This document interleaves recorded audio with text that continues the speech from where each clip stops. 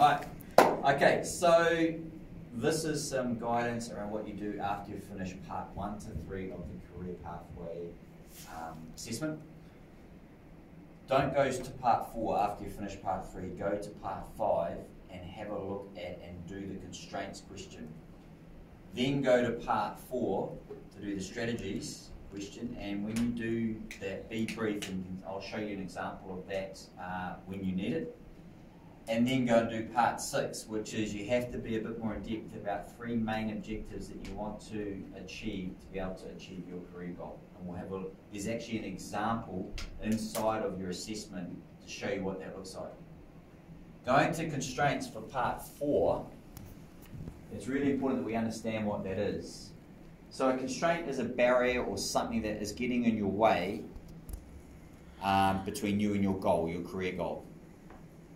Basically making your career goal harder that you're going to work through. So some of the things that you can talk about, which you may have already talked about in terms of the education you need.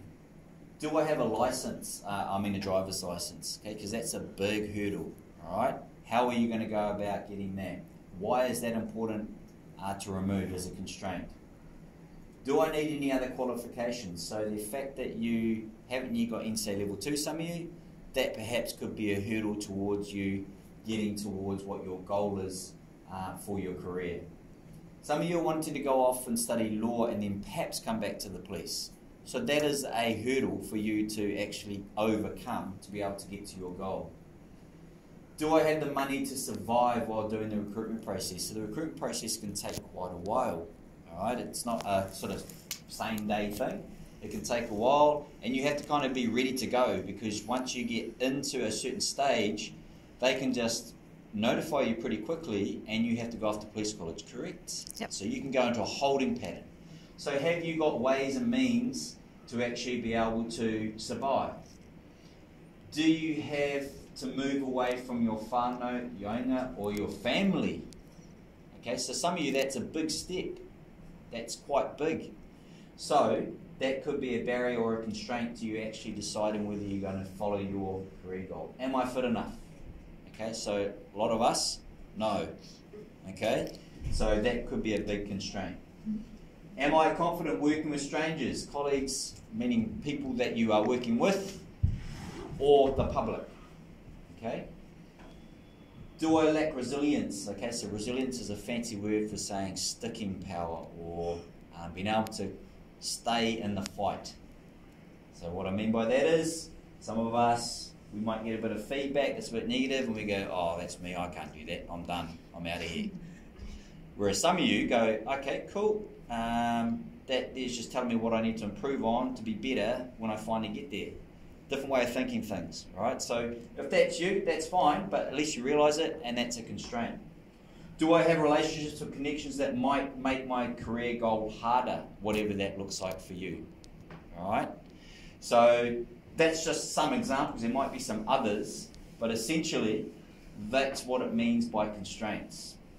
If you do the constraints first, so this part over here, it will help you in section 4 and 6, because your strategies will be to overcome your constraints. Yeah? Your objectives will be to overcome your constraints. So it will make sense, although it's out of numerical order, to go to 5, 4, and then 6. Yeah, I should have just done that, eh? Yeah, I don't like negative feedback. I'm out here, I'm done. Anyway, so any questions that might be good for the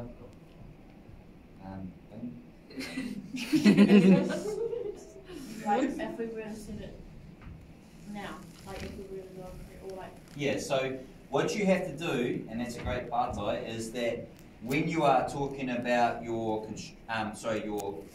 career plan, especially when you get to part 6, it has to involve a length of time at least 2 years.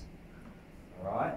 So a degree is a really good example. If that's what you want to go off and do, is that you are planning to do this degree and it's going to be over 3 to 4 years. I would say probably with the recruitment process on hold at the moment, even if you would apply straight to police college or do the recruitment process right now, it's going to take probably 2 years minimum. Would you agree, Chris? Yep. So anything of that sort of applying to police college is going to fall into that. Now, so the constraints could be either right now or something you foresee in the future. Yeah, because like, do you have a license? Yeah. You might have a license. Yeah, it's a constraint now, but it might not be later. But right now it is. Okay, so Right? how But- would you know? But also, Oh, also though, if you were to apply, if you didn't get a license and you would apply in 6 years' time and you just sort of drove without a license, Did you end up getting disqualified? Uh-oh. yeah. So it can be now or something you no, foresee in the future. Right? Cool. Good question. Any other questions? Thank you, fine. Cool.